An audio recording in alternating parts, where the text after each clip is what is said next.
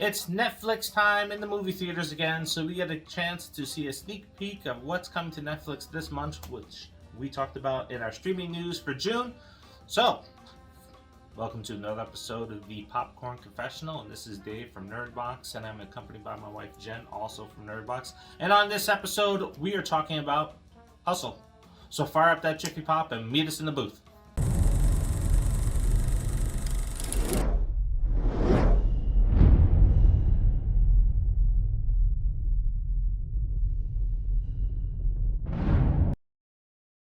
Stanley Sugarman is a basketball scout for the Sixers, putting in his time with the hopes of becoming a coach on the team.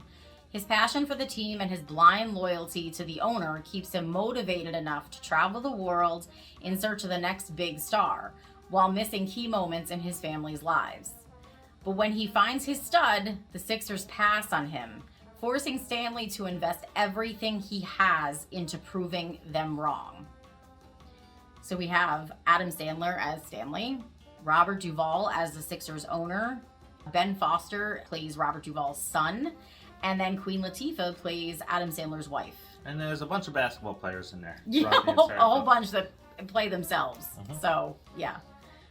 Well, so this is, thank God, a better follow-up to what he followed up Uncut Gems with, which was that Stubby or Stuber or that Hoober, whatever that piece of crap Halloween movie was. Well, that was meant to be one of his dumb comedies. I think this here, we're getting another serious role with Adam Sandler. We're getting a drama, which is what Uncut Gems was, and I like him in these roles. Yeah, Adam Sandler, and as most comedians that you will see out there, when they're given the chance to bite into a dramatic role, not only do they run with it, but they knock it out of the park. They shine, absolutely. And that's this one here too. Now this film, really what I have to say about it is, it's the perfect film to watch, and I don't really watch a lot of sports movies. No. She watches more of that crap than I do, and I watch more sports than she does. Coach Carter, she watched that, Basketball Diaries, all that stuff. What are you talking about? I never watched either one of those. See, she's watched them. No. Owen has watched them, and he talks about them all the time. And if Basketball Diaries, I don't even know, absolutely. And Coach Carter, I want to see, but I've never seen it. Coach Carter, we owned, because you watched it, we bought it afterwards. No. Yes. Anyway. I don't even know what Basketball Diaries is. It's with Leonardo DiCaprio. Oh yeah, no, I didn't see that. Well, so anyway, with sports movies, I really don't watch them that often. I'm not into having come up in sales and retail where you have those motivational videos. It's always with the sports movie in it. It's like, lame. But this movie here is really, really a good depiction of real life today. You have your givers, you have your takers, you have your people that just settle for whatever the hell is handed to them. And then you have the people that want to give but then have to outwork everybody else that's on that list so that they don't get screwed over in the end. And that's essentially Adam Sandler's character in this. And he plays a really good part in it because you can see that it's like, I'm on the road, and that's kind of how you begin the film, is he's on the road, and you can see that he's passionate about it for the wrong reasons. Yeah. But he is tired of it at the same time as well. Yeah, I mean, I get it. He's in his 50s, as he is in real life. So in the movie, he's in his 50s, and he's been doing this for 30 years. So since his 20s, and you know, he himself had been a basketball star, an up-and-coming basketball star. He was playing college ball and had a bad car accident, and it took that career away. And this was kind of like, you know, his ability to still stay in the sport, but from the sidelines. And so he's been doing this a long time, and that is a really long time. Yeah, and when he does find his stud, you know, he's like, that's to a point, it's like, that's my golden ticket, right? I want to be the guy that's known for discovering the next big thing. Yeah. But as the movie progresses, they develop a relationship, and it's that giver and taker relationship again, right? Where Adam Sandler's like, man, I really want to get over and get away from what I'm doing, but I also want to help this guy out from Spain. Because he has a family and wants to help him get over too. So he gets kind of forced back into that role again. He has to make some tough decisions. Is he going to sacrifice everything for his own career, or is he going to sacrifice everything to help somebody else out? Yeah. And there's comedic points in this movie. Yeah, and because it is Adam Sandler and Queen Latifah, so of course there's going to be some, comedic relief in it, but it fits perfectly. Mm-hmm. And the movie, it runs, and you would think it would go a certain way, and it doesn't, which is nice. So, it's not super predictable. It's nice when you can't figure out the ending, per se. I would prefer that with movies. When I figure out the ending, I'm kind of a little mad. Because I don't like to figure out the ending. I want to be, like, at the end, like, damn, like, that's not what I expected. Yeah, it's not as good as Uncut Gems, but it No. is a very good drama film. It's definitely worth checking out on Netflix when it comes out in the next week or so. And with this one here too, of course, there is that speech.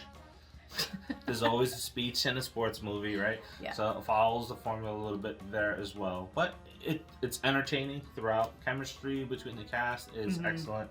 Good comedy, good drama. Just, it's an overall good film.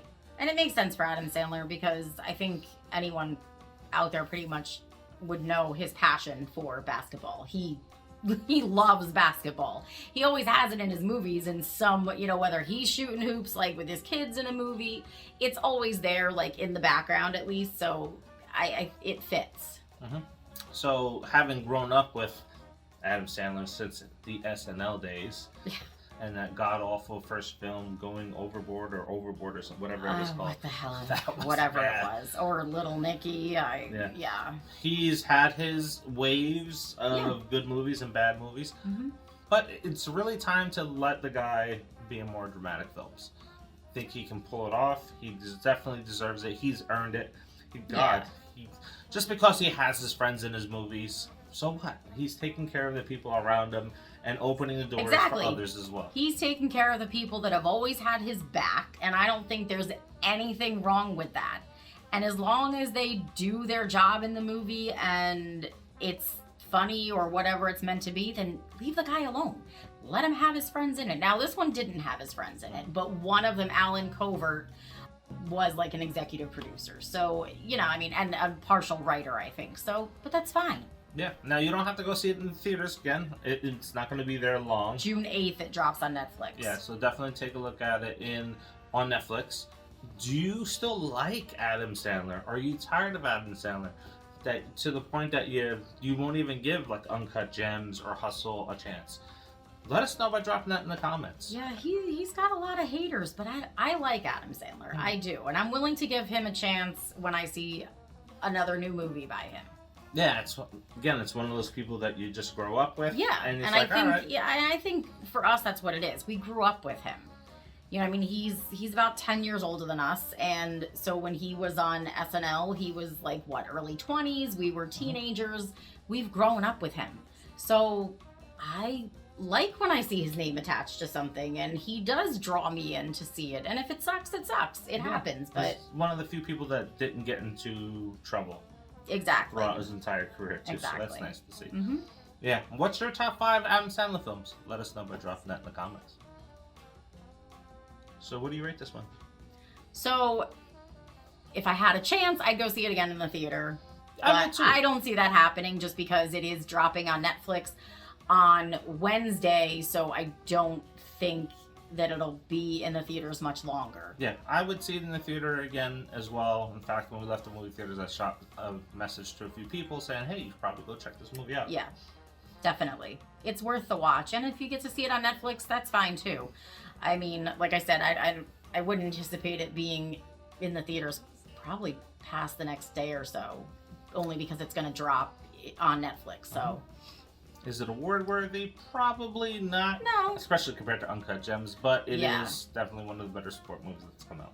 It is. I wasn't bored with the fact that it was a basketball story because I don't really like basketball. I don't follow basketball. But it was definitely a really good movie, and it did not feel like, oh my God, this is dragging. It was paced really well, and it was just under 2 hours, but it was paced really well. Oh, yeah. So, subscribe, and share. Yes, and don't forget to stop over to our Facebook page. like that Facebook page, because we do drop reviews on all the movies that we see in the theaters, just not making videos for them all. So they'll be over there. Or you can even join our group where there is a bunch of people engaging in lots of different topics. And until the next, see ya.